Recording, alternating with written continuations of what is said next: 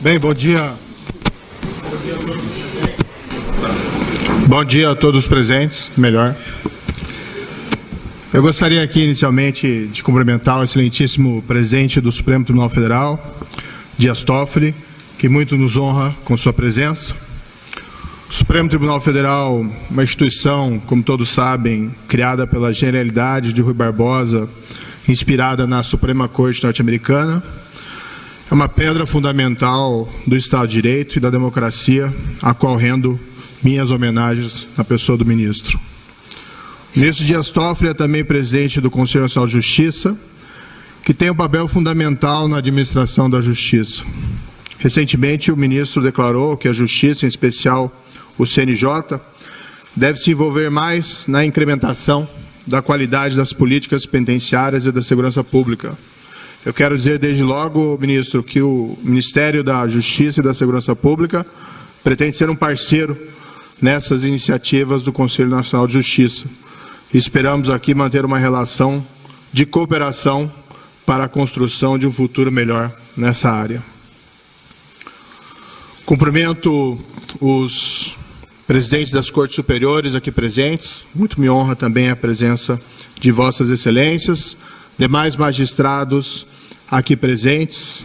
Gostaria de cumprimentar especialmente também os colegas ministros que nos acompanharão nesse desafio do novo governo, estendendo também a esse compromisso aos ministros que estão passando o cargo.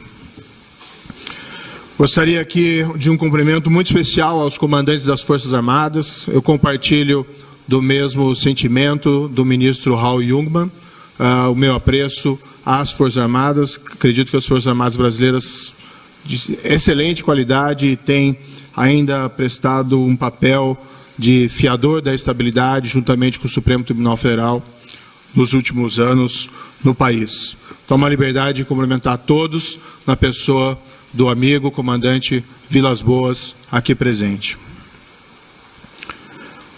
Gostaria aqui de uma congratulação igualmente especial à minha equipe, pessoas dignas e competentes que aceitaram o desafio de vir comigo às enormes responsabilidades do Ministério da Justiça e da Segurança Pública. Não se faz um bom trabalho, isso todos sabem, sem uma boa equipe. E posso dizer aos senhores e senhoras que o selecionei em vista do seu histórico profissional de competência, independência e bravura. E dos senhores e senhoras, por isso, espero também somente o melhor e a máxima dedicação. Um cumprimento igualmente especial aos ministros que me antecederam, Raul Jungmann, Torquato Jardim. Vossas Excelências dignificaram os cargos durante sua gestão e é uma honra sucedê-los. Igualmente, deixo bem claro que o que foi feito, o legado das gestões de Vossas Excelências, das gestões anteriores, de forma nenhuma está sendo abandonado, apenas pretendemos dar a continuidade e fazer tudo o que for possível para melhorar o serviço público cada vez mais, que é essa aspiração da sociedade brasileira. O Ministério da Segurança Pública, ele, na verdade, não se vai, ele permanece apenas com uma outra roupagem. O extraordinário eu vou deixar realmente.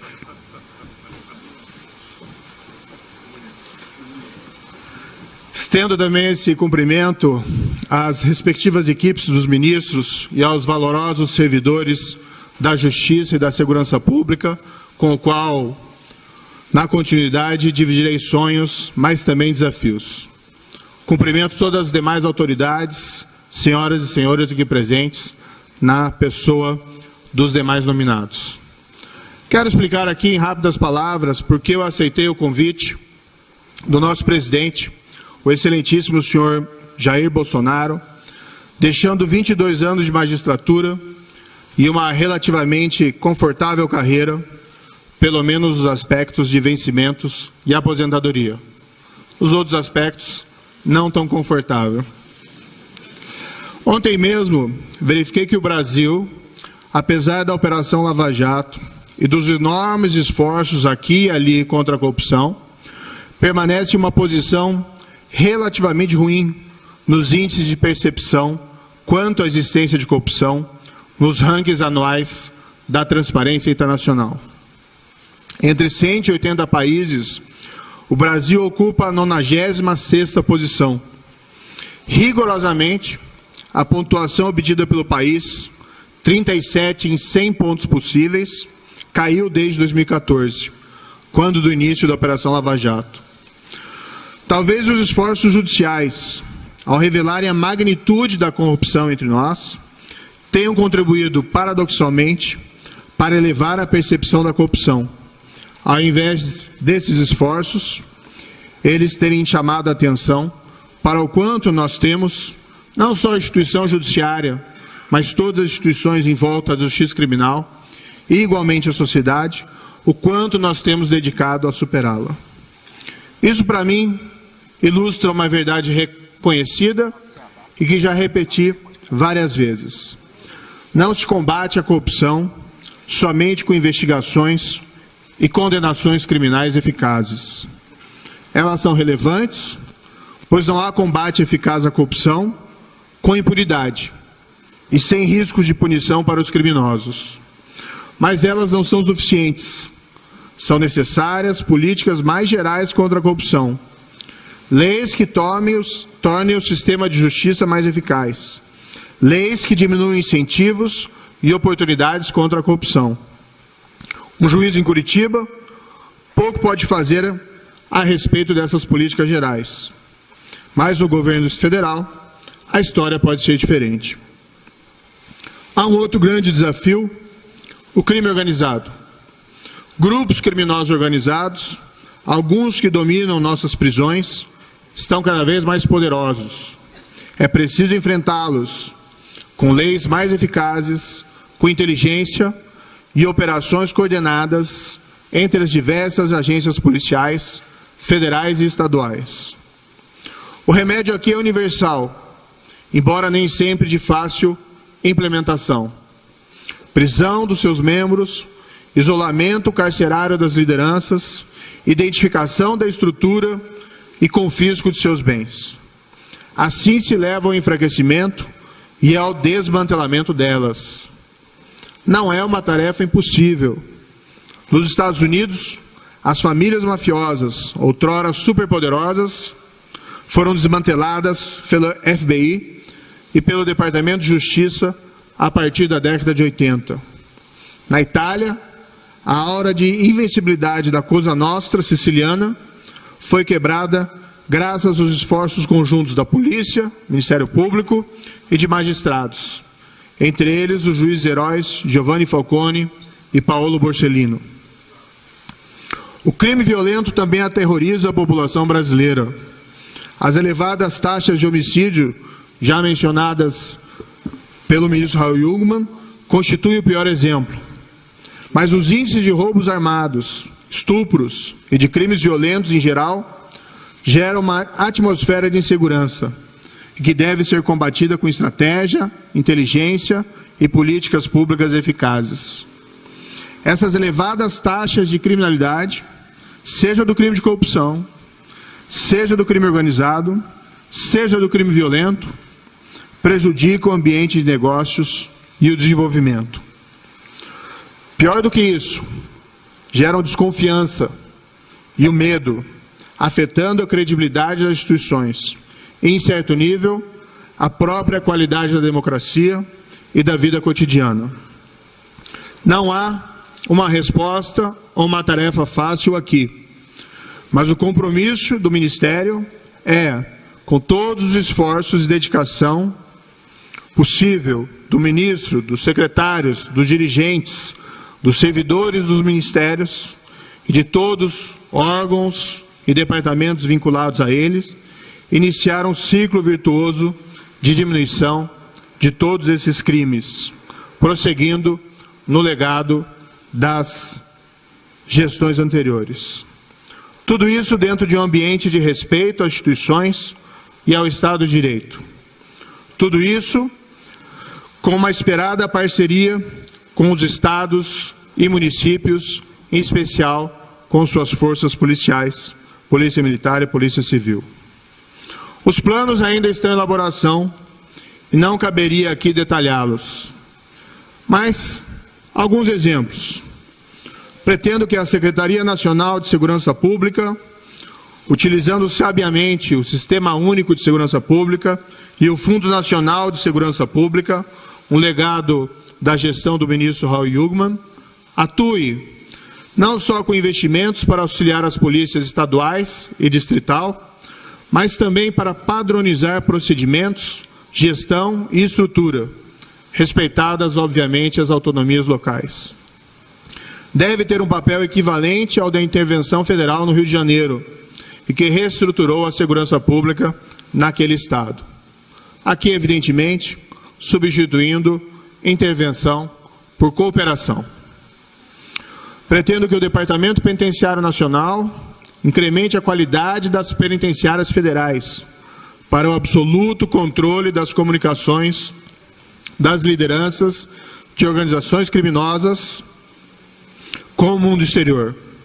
Pretendo ainda que ele destrave os investimentos nas estruturas prisionais dos estados e do Distrito Federal, que está elaborando e deixando à disposição deles projetos e modelos de penitenciárias, evitando que os recursos disponibilizados pelo Fundo Nacional Penitenciário fiquem imobilizados por falta de projetos e execução, como infelizmente ocorre.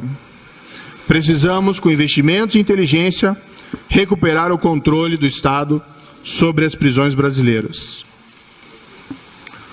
Pretendo que o Banco Nacional de Perfis Genéticos, um instrumento de vanguarda para a elucidação de crimes, especialmente crimes violentos, e igualmente um inibidor da reincidência criminosa, deixe de ser apenas uma miragem legal. Ao cabo de 4 anos, nosso compromisso é de que sejam inseridos no banco o perfil genético de todos os condenados por crimes dolosos no Brasil. Ou, se não conseguirmos a alteração pretendida na lei para tanto, de todos os condenados por crimes dolosos praticados com grave violência à pessoa. Respeitosamente, quero contar para esse projeto com o apoio do Conselho Nacional de Justiça, uma vez que já há um projeto de parceria entre o CNJ e o Ministério da Justiça em andamento para a colheita de dados biométricos dos presos. Pretendo também que o Departamento de Recuperação de Ativos e Cooperação Jurídica Internacional, o DRCI, aprofunde a cooperação jurídica internacional para que o refúgio do criminoso no exterior seja uma alternativa cada vez mais arriscada. Não deve haver portos seguros para criminosos e para o produto de seus crimes. Quando países não cooperam, quem ganha é somente o criminoso. O Brasil não será um porto seguro para criminosos e jamais, novamente, negará cooperação a quem solicitar por motivos exclusivamente político-partidários. Pretendo que a Polícia Federal, a Polícia Rodoviária Federal e todos os demais órgãos de controle e inteligência, entre eles o COAF, possam agir com os recursos e as liberdades necessárias. Não cabe ao ministro interferir nessa liberdade. Ao contrário, deve provê-los com os meios necessários para o desenvolvimento de suas tarefas. Nessa linha, aliás, um dos imediatos compromissos, não meu, mas que me foi apresentado pelo novo diretor-geral da Polícia Federal, será o de reestruturar e fortalecer as diversas forças-tarefas e equipes policiais encarregadas de investigar a grande corrupção, seja nos inquéritos em Curitiba, São Paulo e no Rio de Janeiro, seja nas investigações perante as Cortes Superiores de Brasília. Pretendo que a Secretaria Nacional de Política sobre Drogas, a SENAD, transforme-se progressivamente em uma agência encarregada da gestão e alienação do produto de crimes de tráfico de drogas. O tráfico de drogas, que envenena a nossa sociedade e nossas famílias, é infelizmente uma atividade muito lucrativa. O Estado deve se servir de uma forma mais eficaz da fortuna e dos bens confiscados desses grandes criminosos, e com eles financiar a segurança pública e a recuperação dos dependentes químicos, além de investir em políticas de prevenção. Infelizmente, isso é feito ainda de uma maneira muito tímida, desperdiçando recursos valiosos nas mãos desses criminosos. Um dos objetivos prioritários será apresentar um projeto de lei anticrime já no início da próxima legislatura e lutar para convencer, com respeito e toda abertura ao diálogo, os parlamentares. Não haverá aqui a estratégia, não muito eficaz, de somente elevar penas. Pretende-se, sim, enfrentar os pontos de estrangulamento da legislação penal e processual penal, e que impactam a eficácia do sistema de justiça criminal.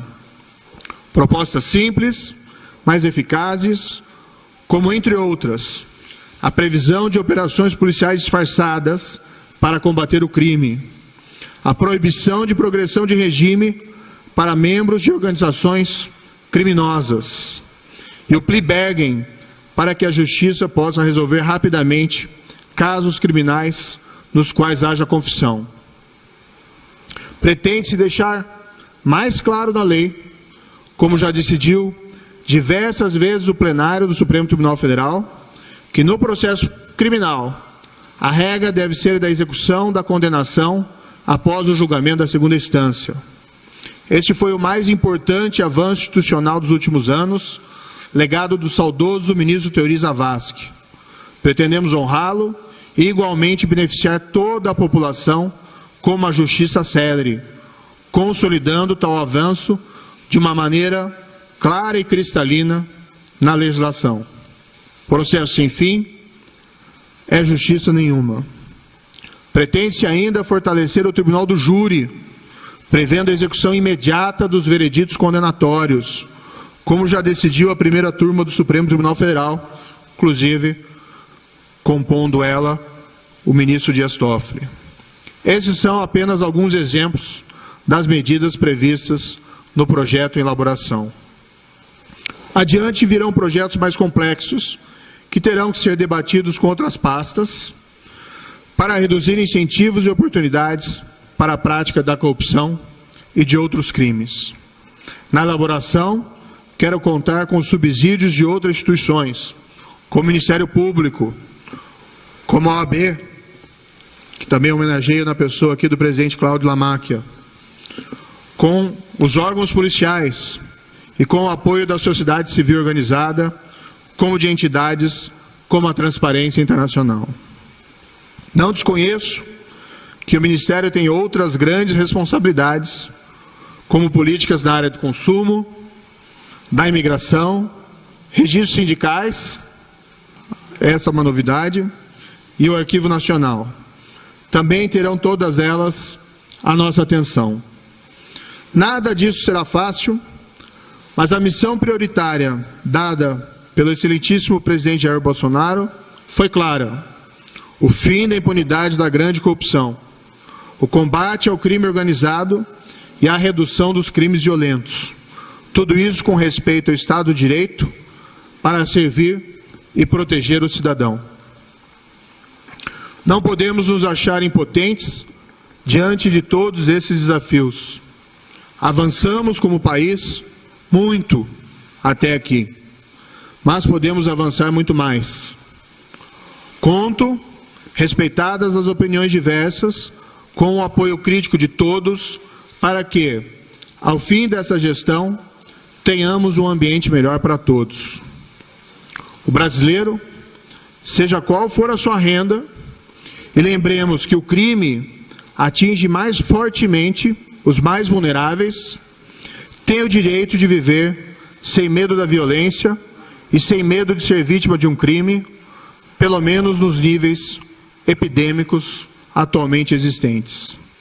O brasileiro, seja qual for a sua renda, e lembremos que o desvio de recursos públicos atinge mais fortemente os mais vulneráveis e os mais dependentes dos serviços públicos, tem o direito de viver sem a sensação de que está sendo roubado ou enganado pelos seus representantes nas diversas esferas de poder. Tem o direito de que os recursos dos cofres públicos sejam destinados ao bem-estar geral e não ao enriquecimento ilícito dos poderosos. É preciso estabelecer e manter a confiança. Essa é a palavra-chave da boa administração pública. Confiança.